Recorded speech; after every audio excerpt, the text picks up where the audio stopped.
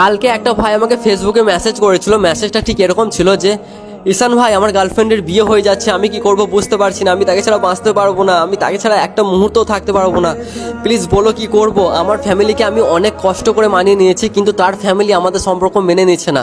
তাই আমার প্রেমিকা বলছে আমি আমার বাবা মার বিরুদ্ধে যেতে পারবো না, আমি আমার পরিবারের মান সম্মান নষ্ট করতে পারবো না, তাই আমার বাবা মা যার সাথে বিয়ে দেবে আমি তাকেই বিয়ে করব। দেখো ভাই, আমি তোমার এই মেসেজটার রিপ্লাই খুব সাফভাবে দিয়ে দিয়েছি। দেখো, সেই মেয়েই তোমাকে এরকমভাবে বলবে যেই মেয়ে তোমার থেকে বেটার অপশন পেয়ে যাবে। একটা কথা মনে রাখবে, বিয়ের আগে তোমার সাথে 2-3 বছর রিলেশন করার সময় কিন্তু সে তার বাবা মার কাছ থেকে পারমিশন নেয়নি। সে তখন কিন্তু ভাবেনি যে তার পরিবারের মান সম্মানের কী হবে, তার পরিবারের মান সম্মান নষ্ট হয়ে যেতে পারে। সে যখন টিউশনের নাম করে লুকিয়ে লুকিয়ে তোমার সাথে দেখা করতে আসতো, তখন কিন্তু সে ভাবেনি যে সমাজে মানুষ দেখে নিলে আমার পরিবারের মান সম্মানের কী হবে, আমার বাবা মার মান সম্মান নষ্ট হয়ে যাবে।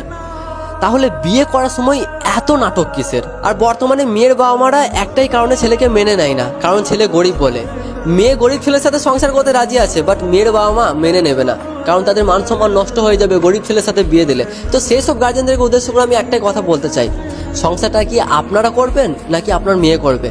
দেখুন, একটা কথা মাথায় রাখবেন, মেয়েরা কিন্তু ভাত কাপড়ের জন্য সুসাইড করে না, মেয়েরা সুসাইড করে অমানুষের অত্যাচারের কারণে। আর একটা কথা কি জানিস তো ভাই, টাকার পাওয়ার না অনেক বেশি, টাকার কারণে আমাদের মতো গরিব ছেলেদের ভালোবাসা খুব সহজেই অন্য কারোর হয়ে যায়, অন্য কেউ কিনে নিয়ে চলে যায়, তখন আমাদের ভালোবাসা টাকার কাছে হেরে যায়। আর একটা কথা মনে রাখবি ভাই, যেই মেয়ে তোকে সত্যি ভালোবাসবে না, সেই মেয়ে কখনোই অন্য কোনো ছেলেকে বিয়ে করতে পারবে না, অন্য একটা ছেলের সাথে সংসার করতে কোনোদিন পারবে না। অন্য একটা ছেলের সাথে সংসার করবে, অন্য একটা ছেলের সাথে সারা জীবনটা কাটাবে, অন্য একটা ছেলের সাথে সে রাত কাটাবে, অন্য একটা ছেলে তার শারীরিক সুখ নেওয়ার জন্য তার কাপড় খুলবে, এটা সে কখনোই মানতে পারবে না, কখনোই সে সহ্য করতে পারবে না, তার ঘৃণা লাগবে। যতদিন না মেয়েটার পরিবার মেনে নিচ্ছে, ততদিন মেয়েটা অপেক্ষা করবে, তারপর সে অন্য কাউকে বিয়ে করতে পারবে না। আর যদি তার পরিবার মেনে না নেয়, তাহলে সে সারা জীবন বিয়ে না করে কাটিয়ে দেবে, তারপরেও সে অন্য কোনো পুরুষের কাছে যাবে না, সে যেতে পারবে না, সে অন্য কোনো পুরুষের সাথে সংসার করতে পারবে না, যদি সে তোমাকে সত্যিই ভালোবেসে থাকে। যেই মানুষটা তোমাকে ছেড়ে দিয়ে অন্য কাউকে বিয়ে করে নেবে, সেই মানুষটা আসলে তোমাকে কখনো ভালোই বাসেনি। তো দেখো ভাই, তোমার মতো সিচুয়েশন একসময় আমার লাইফে এসেছিল, তখন আমি কিছু লাইন লিখে রেখে দিয়েছিলাম। লাইনটা ঠিক এরকম ছিল যে, সে বলেছিল তাকে নাকি তার বাবা মা জোর করে বিয়ে দিয়ে দিচ্ছে।